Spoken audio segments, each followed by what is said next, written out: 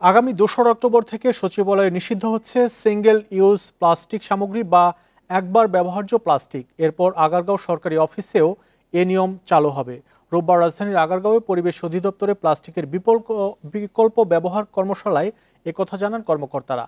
এ সময় জানানো হয়, পলিথিন উৎপাদন বন্ধে নিয়মিত অভিযান চালানো হচ্ছে, কিন্তু সেখানেও বাধার মুখে পড়তে হচ্ছে।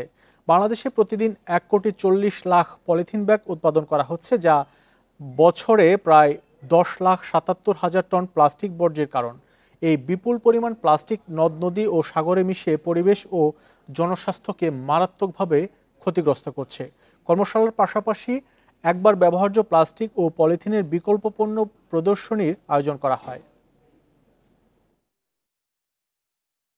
পুরো সচিবালয় সিঙ্গেল ইউজ প্লাস্টিক ফ্রি হবে 2রা অক্টোবর থেকে। বিমানবন্দরে ঢোকার সময় যেরকম রিগোরাস চেকিং হয়, আপনি গ্যাস লাইট নিয়ে যেরকম বিমানবন্দরে ঢুকতে পারবেন না, ছুরি কাঁচি নিয়ে বিমানবন্দরে ঢুকতে পারবেন না, সেরকমভাবে সিঙ্গেল ইউজ প্লাস্টিক নিয়ে আপনার সচিবালয়ে ঢুকতে পারবেন না। সচিবালয়ের পরে আমরা আগারগাঁও প্রশাসনিক এলাকা এবং অন্যান্য এলাকাগুলোকে ধীরে ধীরে সরকারি স্থাপনাগুলো সিঙ্গেল ইউজ প্লাস্টিক মুক্ত হবে।